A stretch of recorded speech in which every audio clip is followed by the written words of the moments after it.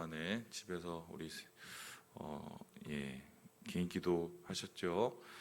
그 기간 동안에 우리가 읽지 못한 부분들, 이스라엘 백성들이 시내산에 이르는 그 광경입니다. 르비딤에서 하나님 앞에 나와서 정말 원망 가까이 하다가 하나님께서 물도 주시고, 그 전에는 신광야와 또 이 스루 광야에서 하나님 앞에 또 원망해서 메추리도 없고 만나도 없고, 뭐 이런 잠깐의 에피소드가 있었지요.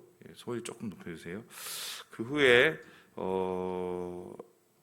하나님께서 그들을 2달여간 준비해 주셔서 그들의 첫 번째 이 목적지인 시내산에 이르게 되는데, 그 시내산에 이르렀을 때 이스라엘 백성들은 사실 참 부족하고 모자란 모습, 그러니까 한마디로 하나님을 만나기에는 참 많이 연약한 자들이었습니다.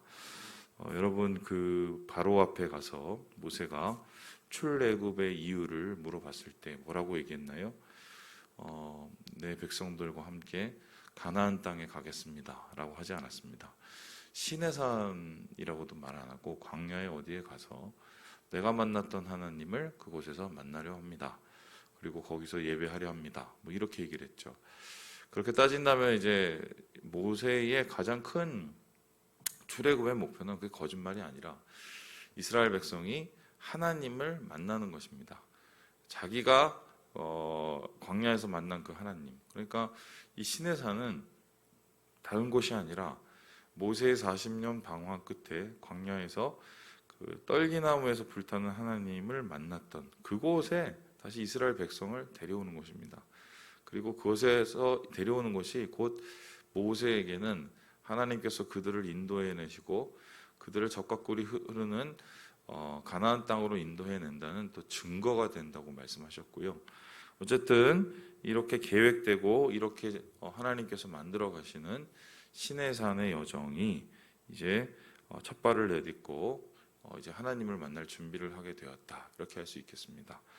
그래서 이 시내산에서의 만남을 통해서 이스라엘 백성들은 이제 하나님의 백성이라고 불릴 수 있는 첫 번째 이유를 발견하게 되죠.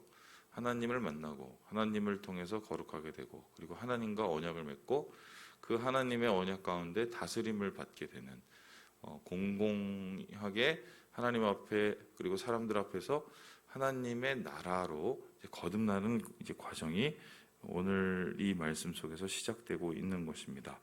그런데 이렇게 하나님과의 첫 번째 만남, 대면하는 첫 번째 만남은 결코 쉬운 것이 아니었습니다. 여기에선 굉장히 큰 문제가 있는데, 하나님은 거룩하시고 그들은 죄가 많다는 것입니다. 죄가 많다는 것은 흠이 많다는 것입니다. 거룩하다는 것은 흠이 없다는 것입니다. 그런데 흠이 없는 하나님이 흠이 많은 사람을 만나게 되면 그것은 부딪히게 되죠.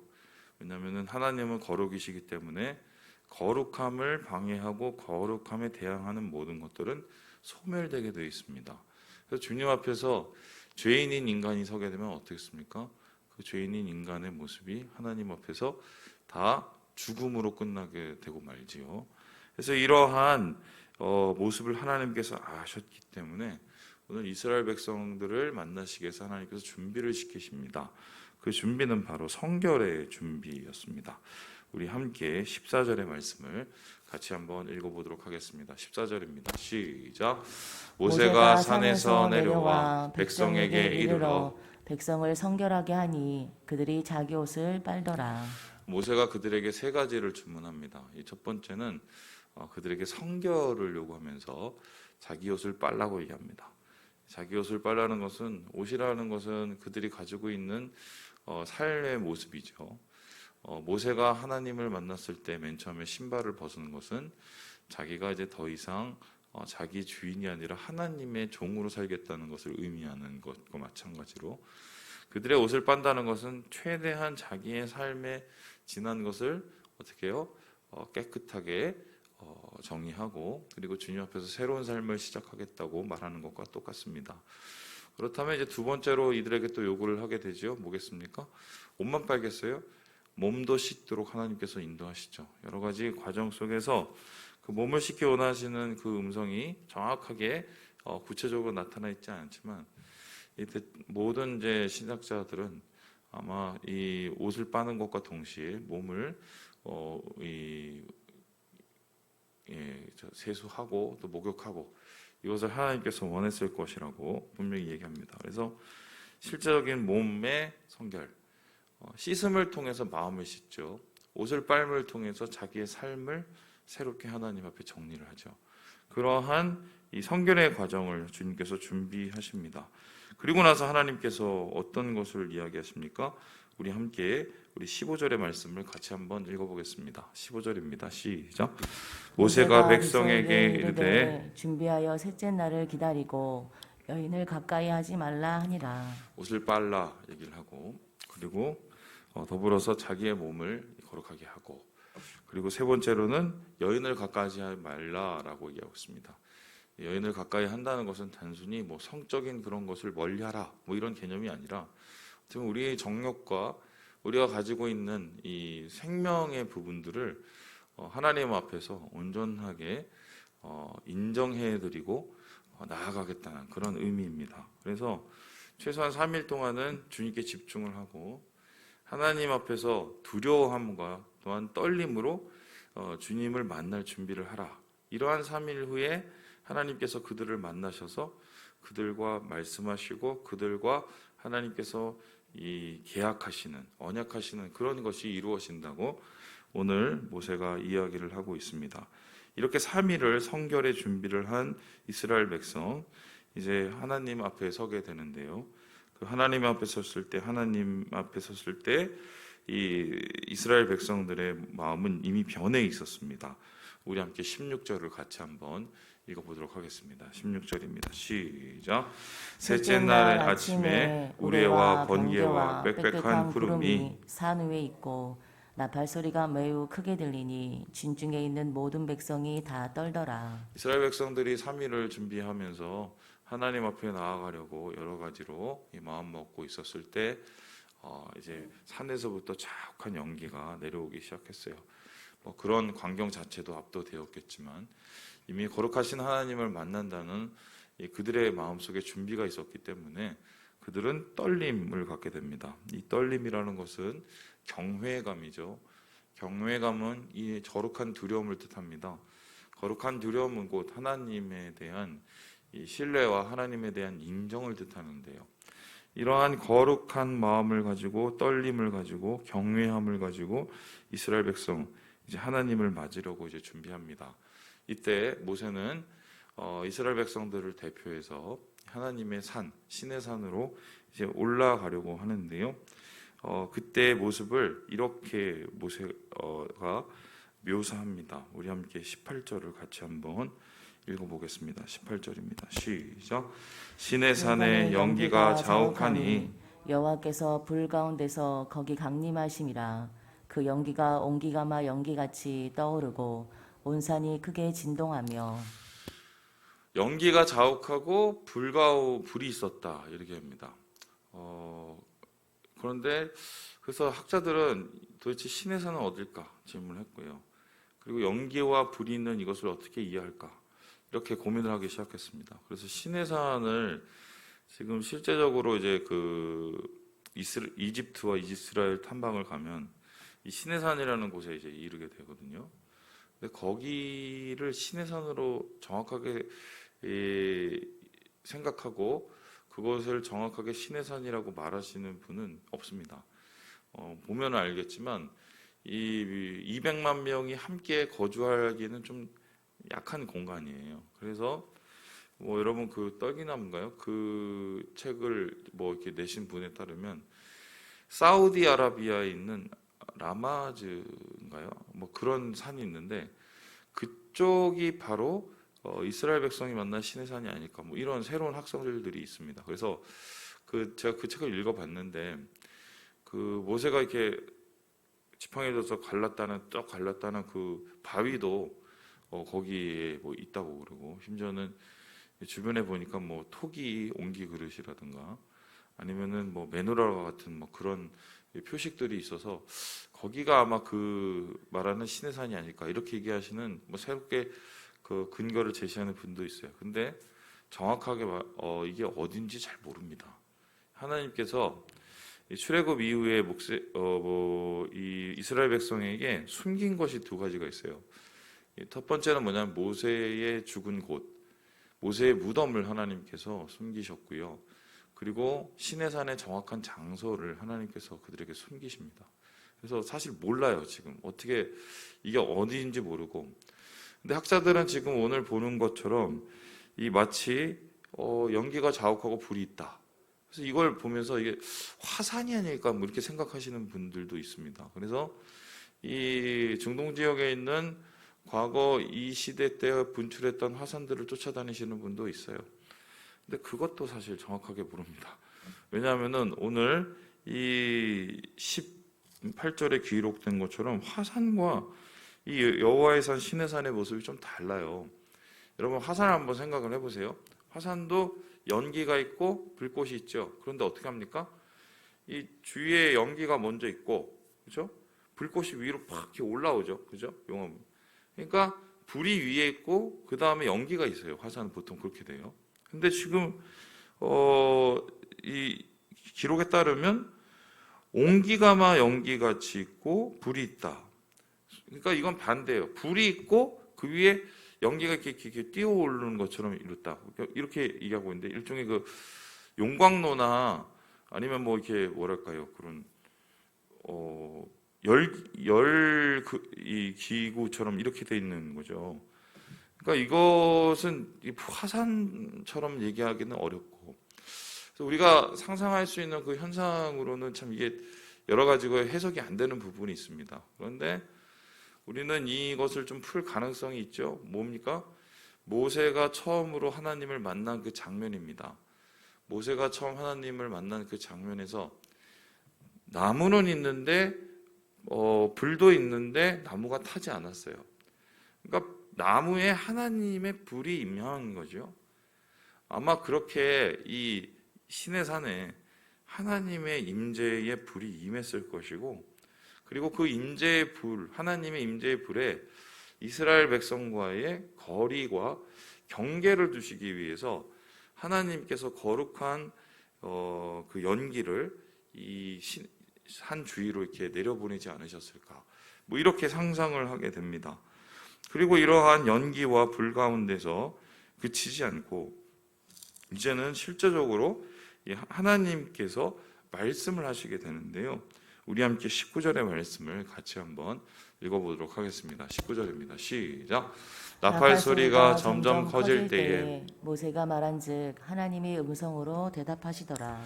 하나님께서 음성으로 대답하셨다라고 합니다. 온 산이 크게 진동했다라고 합니다. 그러니까 하나님의 음성이 산을 진동시킬 만한 대단한 이 울림이었다. 이렇게 해석이 되고요. 그러한 울림 속에서 하나님은 모세와 이스라엘 백성 앞에 말씀하시고 그들과의 이 계약, 그러니까 얼굴과 얼굴을 맞대는 이 계약을 시작하게 되시는 거죠.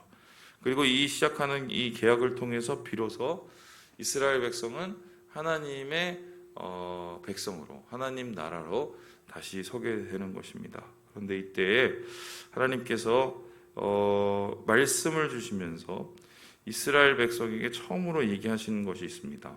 우리 함께 21절의 말씀을 가까이 우리 같이 한번 읽어보겠습니다. 21절입니다. 시작. 여호와께서 모세에게 이르시되 내려가서 백성을 경고하라.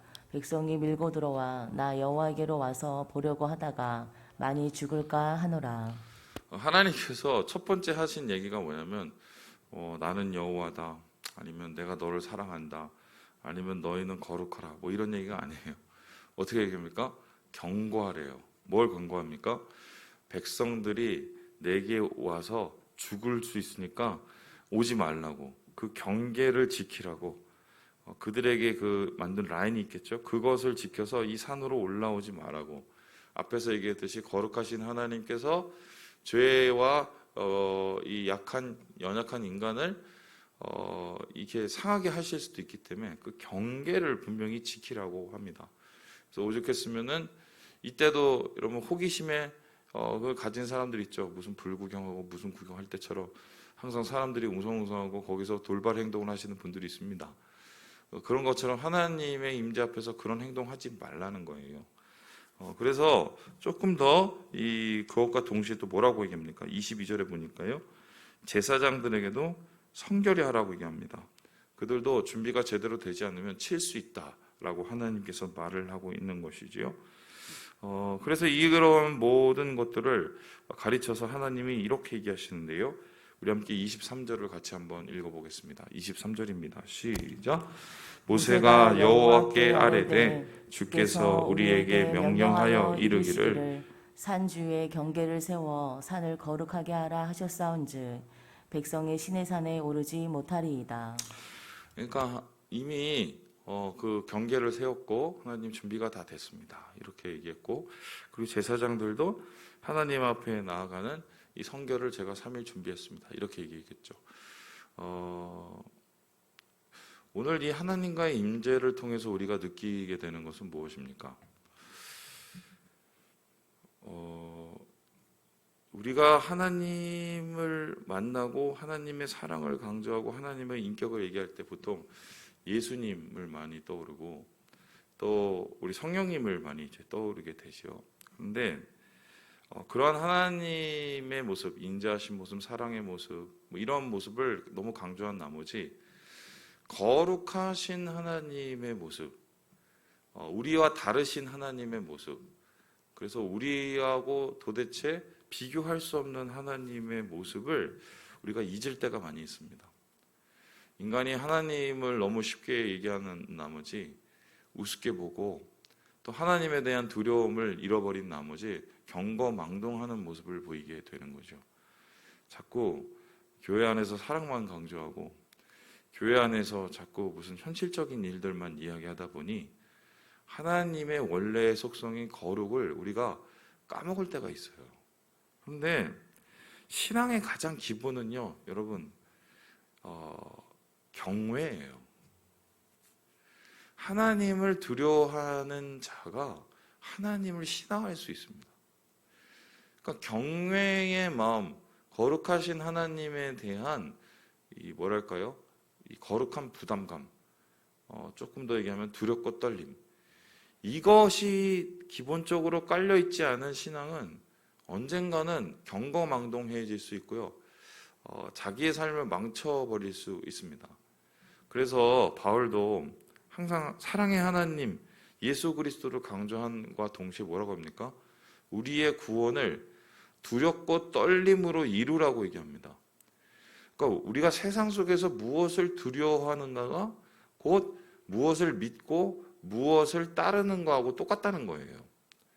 하나님은 이것도 주고 저것도 주고 다 주고, 그러니까 하나님은 항상 주시는 분, 좋으신 분. 그리고 나는 실제적으로 내가 세상에서 제일 무서워하는 건 뭐 다른 거, 돈, 이거는 신앙의 제대로 된 모습이 아니죠. 그래서 우리가 이 말씀을 통해서 다시 한번 자기 자신을 좀 점검해 봐야 될 것이, 나는 하나님에 대한 경외함, 두렵고 떨림을 가지고 있느냐, 거룩하신 하나님 앞에 설 수 없는 우리의 모습, 거기에 대한 확실한 우리의 자각이 있는가, 이것을 우리가 다시 한번 고민해 봐야겠죠. 그래서 하나님께서 이렇게 이스라엘 백성을 경외함을 준비시키시면서 성결함으로 주님 앞에 나아가게 하실 때 결국 거룩하신 하나님이 그들에게 임하여 그들이 삶이 변하고 그들의 나라가 새롭게 되는 이 모습을 우리가 오늘 말씀 속에서 찾게 되는 것입니다. 말씀을 마칩니다. 경외함이 신앙의 시작이라는 것을 여러분 기억하시고요. 거룩하신 하나님,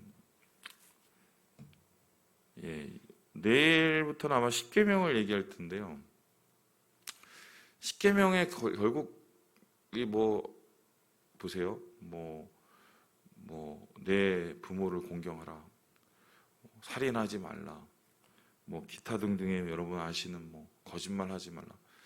이런 걸 우리가 왜 지킵니까? 하나님이 지키라고 해서 지킵니까? 물론 그런 것도 있지만 두려운 분이라 지키는 거예요. 그죠? 하나님이 크고 거룩하신 분이 아니면 우리가 이걸 왜 지키겠어요? 그냥 우리 마음대로 살면 되죠. 하나님 뭐 용서해 주시겠지. 그런데 이러한 경외함 속에서 하나님의 명령을 듣고 그 명령에 네, 아멘이라고 얘기할 수 있는 이유는 하나님이 살아계시고 여전히 역사하시고 하나님이 여전히 우리 앞에 거룩하시다는 그것 하나 때문에 우리가 이러한 거룩하신 하나님에 대한 경외함으로 주의 명령을 우리가 다 지키게 되는 거죠. 이것이 흔들리면 경거망동하게 된다는 거 여러분 기억하시고요. 주님 안에서 이 거룩한 두려움과 떨림으로 오늘 하루를 살아내시고 주의 은혜들을 누리시는 우리 성도들 되시길 주님의 이름으로 축원합니다.